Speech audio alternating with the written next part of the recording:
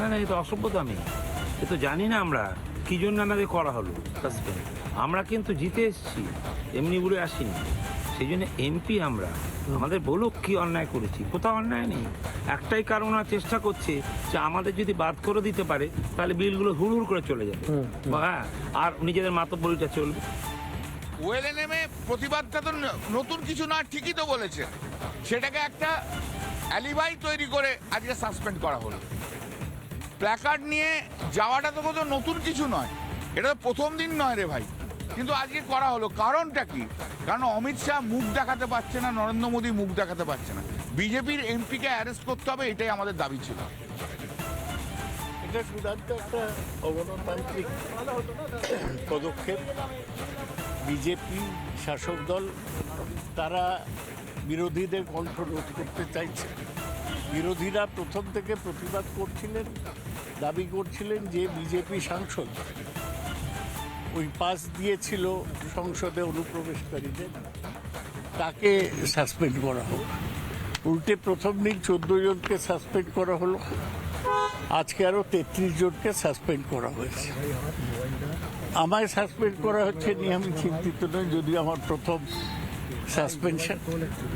আমরা গণতান্ত্রিক উপায়ে কোনো বিষয়ে তুলতে পারছি না। এই তিনটে রাজনৈতিক দল সব থেকে সামনে এসছে, সব থেকে অপোজ করেছে, সব থেকে সত্যিটা বার করতে বলেছে। এটা তো বোধহয় ইতিহাস তৈরি করলেন ওনারা, মানে উনি সব ক্ষেত্রেই সরকার ইতিহাস তৈরি করার চেষ্টা করে।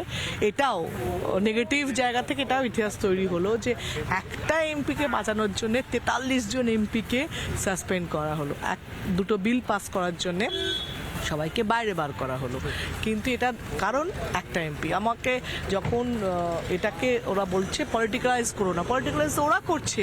টিএমসি সে কি যোগ ওটা বার করার চেষ্টা করছে, কিন্তু সেটা তো পরে বার করবে।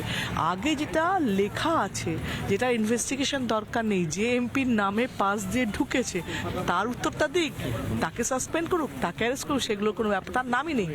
ওরা খালি ক্ল্যারিফাই করছে 70-এ কবে অ্যাটাক হয়েছিল, কবে কে হ্যান্ডবিল চেপেছিল, ওইগুলো প্রুফ দিচ্ছে। এটা তো কোনো না। তৃণমূল বলছে বিজেপি নিজেদের মুখ বাঁচানোর জন্য নাকি তৃণমূলকে সাসপেন্ড করছে, অন্যান্য সাংসদদের সাসপেন্ড করছে। প্রশ্ন উঠছে কেন লোকসভা রাজ্যসভার অধিবেশন চলতে দিচ্ছে না বিরোধীরা, কেন ওএলএনএ বিক্ষোভ চলছে, এমনও প্রশ্ন উঠছে। এই বিষয় নিয়ে কি বলছেন আইএসএফ নেতা নওশাদ সিদ্দিকী, শুনুন। বিধানসভার মধ্যে যেটা দেখছি সে লোকসভার মধ্যেও সেটা দেখতে পাচ্ছি, যে এভাবে এখানে যখন বিরোধীরা কিছু বলতে গেলে যেভাবে চিৎকার চেঁচামেচি করে কন্ট্রোল করা হয়, ওটা ওখানে দেখছি। সুতরাং যেভাবে এই 33 জনকে মতো সাসপেন্ড করেছে, এটা গণতন্ত্রের জন্য একটা স্বাস্থ্যকর দিন নয়। তৃণমূলের পক্ষ থেকে এখানে যেভাবে হয়, বিজেপির পক্ষ থেকে সেভাবে লোকসভার মধ্যে দেখছি একে অপরের পরিপূরক হিসেবে কাজ করছে। সংসদের সুরক্ষা নিয়ে ওএলএনএ টানা বিক্ষোভ এবং একের পর এক বিল পাশ করানোর ক্ষেত্রে বাধা এবং তারপরে সাসপেন্ড 78 জন। গোটা বিষয় নিয়ে শুভেন্দু অধিকারী বিরোধী দলনেতা কি বলছেন, শুনুন। ডাক কেমন লাগে? পশ্চিমবঙ্গ বিধানসভা থেকে গতবারে ভারতীয় জনতা পার্টি আমি সহ 7 জনকে 5.5 মাস বাইরে রেখেছি। এবারেও শীতকালীন অধিবেশনের বাইরে রেখেছি। এক যাত্রায় পৃথক ফল হয় না, এক যাত্রায় পৃথক ফল হয় না।